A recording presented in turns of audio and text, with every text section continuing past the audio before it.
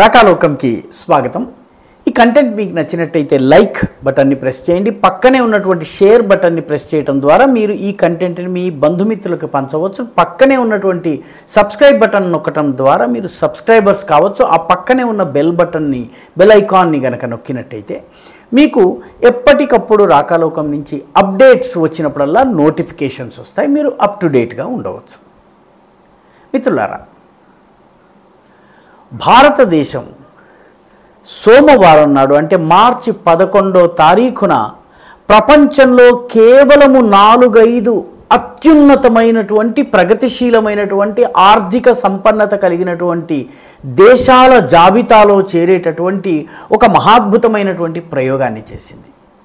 అదేమిటంటే 5000 కిలోమీటర్ల దూరం వరకు వెళ్ళేటటువంటి అగ్ని 5 క్షిపణిని సఫలతాపూర్వకంగా ప్రయోగించింది। అయితే అగ్నిని దాదాపు 2012 నుంచే ప్రయోగిస్తూ వస్తున్నా। ఇందులో ప్రత్యేకత ఏమిటి అని మనలో చాలామందికి అనిపించవచ్చును। దీనిలో ఒక కొత్త టెక్నాలజీ ఉంది। ఆ టెక్నాలజీ పేరు multiple independently targetable reentry vehicle technology అంటారు, MIRV టెక్నాలజీ।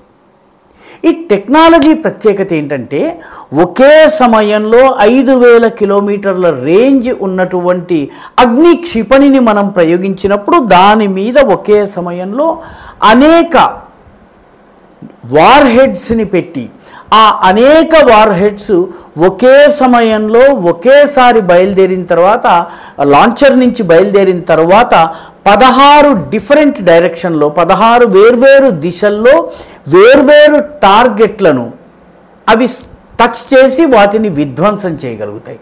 అంటే ఒకేసారి వేసినటువంటి బాణము అదేదో పాత సినిమాల్లో చూపించినట్టుగా 16 బాణాలుగా విడిపోయి ఆ 16 బాణాలు 16 టార్గెట్లను కొట్టినట్టు।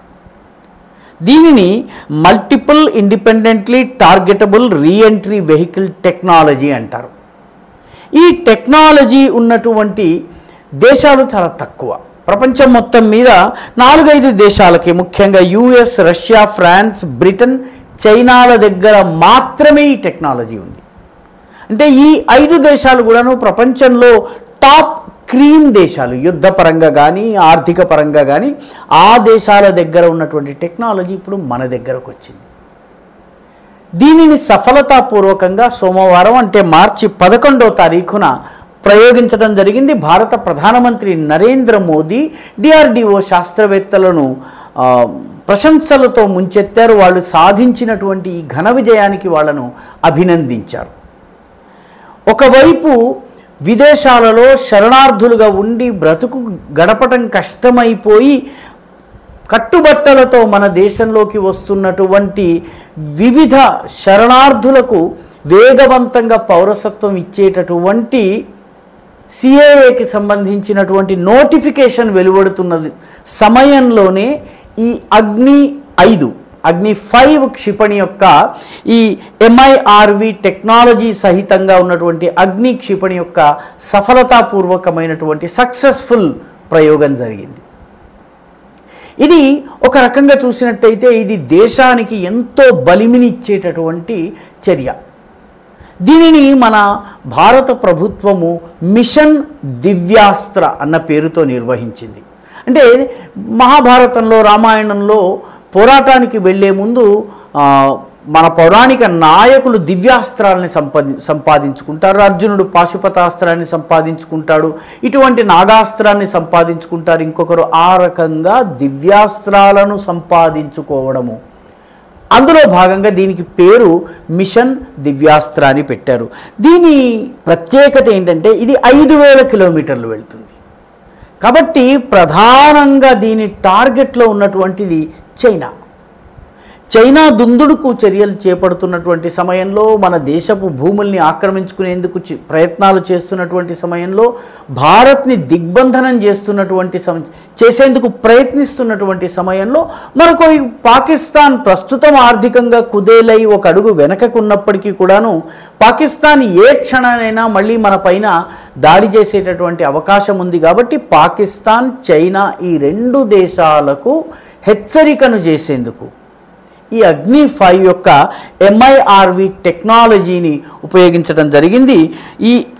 ఇంత మటుకు ఈ రష్యన్స్ దగ్గర ఉన్నటువంటి దీనిని RS-28 సర్మాత్ లేదా సటాన్ 2 అనేటటువంటి పేరుతోటి ఉపయోగిస్తారు. ఒకేసారి 16 క్షిపణుల్ని ప్రయోగించడానికి వీలవుతుంది. అదేవిధంగా US, ఫ్రాన్స్, బ్రిటన్, రష్యా, చైనాతో పాటు డెవలప్ చేయకపోయినప్పటికీ ఇజ్రాయెల్ దగ్గర, ఇటలీ దగ్గర కూడా ఈ టెక్నాలజీ ఉంది.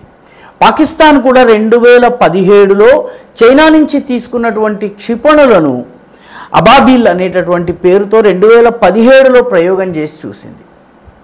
కాబట్టి మన పొరుగు దేశమైనటువంటి చైనా దగ్గర ఈ టెక్నాలజీ ఉంది, మన పొరుగు దేశమైనటువంటి శత్రు దేశమైనటువంటి పాకిస్తాన్ దగ్గర ఈ టెక్నాలజీ ఏదో ఒక రూపంలో ఉంది. కాబట్టి ఈ రెండు దేశాలకు అడ్డుకట్ట, వాటి యొక్క దురాక్రమణ స్వభావానికి అడ్డుకట్ట వేయాలన్నా, వాళ్ళ దుందుడుకు చర్యలకు ముకుతాడు వేయాలన్నా కూడాను ఇది చాలా అవసరమైనటువంటిది.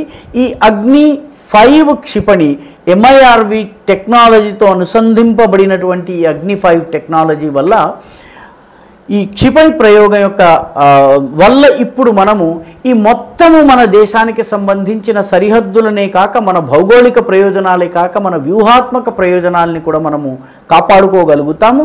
ఇప్పటికే ఇటు పశ్చిమాన, అటు తూర్పున, ఇటు పాకిస్తాన్తో అటు చైనాతో ఉద్రిక్త పరిస్థితులు ఉన్నటువంటి నేపథ్యంలో ఇది చాలా అత్యవసరమైనటువంటి, చాలా అమూల్యమైనటువంటి ఎత్తుగడ.